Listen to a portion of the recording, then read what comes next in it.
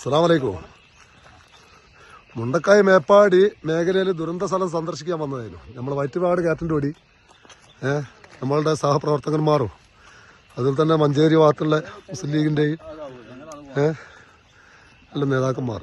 അപ്പോൾ ചുരുക്കി പറയാൻ എന്താക്കി വെച്ചിട്ടുണ്ടെങ്കിൽ ഈ സംഭവം കഴിഞ്ഞിട്ട് കുറച്ച് സായെങ്കിലും ഇപ്പോൾ നേരിട്ട് അനുഭവിച്ചൊരു സംഭവമാണ് ഞാൻ പറഞ്ഞുകൊണ്ടിരുന്നത്. കാരണം എന്താണെന്ന് വെച്ചിട്ടുണ്ടെങ്കിൽ ഇവിടെ മൂപ്പറന്താക്കി അക്കാണ്ട പാണ്ടിൽ ഒന്ന് കാലുത്തിയതാ. അരക്കോളം എന്താക്കിയാൽ ചാങ്ങ് താണുപോയി. ചുരുക്കി പറയാൻ മൂപ്പറ കാൽമേൽ ഇപ്പം ചെരുപ്പില്ലാണ്ടാക്കി. മനസ്സിലായോ? അയ്യൊരവസ്ഥ അനുഭവിച്ച മൂപ്പറോട് പറഞ്ഞാലേ മനസ്സിലാവും. മൂപ്പർ പറഞ്ഞാൽ നിങ്ങൾക്ക് തിരിയും. എന്ത് തോന്നിക്കായി നിങ്ങൾ ആ മണി ചവിട്ടിയപ്പോ?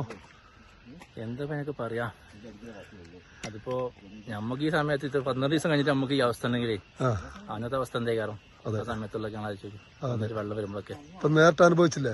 നമ്മൾ ആ വീഡിയോയിലും ടിവിയിലെല്ലാം കാണുന്നുണ്ടല്ലോ, ഒരാളിങ്ങനെ ചളിയിൽ നിന്ന് കൈ പൊന്തിച്ച് അല്ലേ?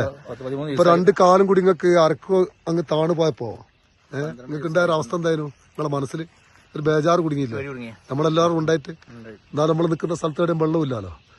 അപ്പൊ എന്തായിരിക്കും ഇവിടുത്തെ മക്കൾ അനുഭവിച്ചിട്ടുണ്ടാകുക? ഈ മുഴുവനോടെ കിട്ടിയ മയ്യത്ത് എന്ന് പറഞ്ഞിട്ടുണ്ടെങ്കിൽ ആ സമയത്തുണ്ടായ ആ സംഭവം ഉണ്ടല്ലോ, അത് കാണാൻ വേണ്ടിട്ട് ഇറങ്ങിവിട്ടാണ് എന്താക്കിയ ചളിയിൽ അങ്ങ് കൊണ്ടുപോയതാണ്. മനസ്സിലായോ? അപ്പൊ അതുകൊണ്ടാണ് ഈ മേഖലയ്ക്ക് ഡിപ്പാർട്ട്മെന്റ് ഒരാളെയും കടത്തി വിടാത്തത്. ഇപ്പോഴും ഉണ്ട്. നമ്മളെ കാഴ്ചക്ക് ഇങ്ങനെ നിറഞ്ഞ സ്ഥലമായിരിക്കും, പക്ഷെ ചെന്നങ്ങ് പെട്ടു പോയാല് മക്കളെ മയ്യത്ത് പിന്നും മാന്തി എടുക്കേണ്ടി വരും. അതുകൊണ്ട് എല്ലാവരും ശ്രദ്ധിക്കുക.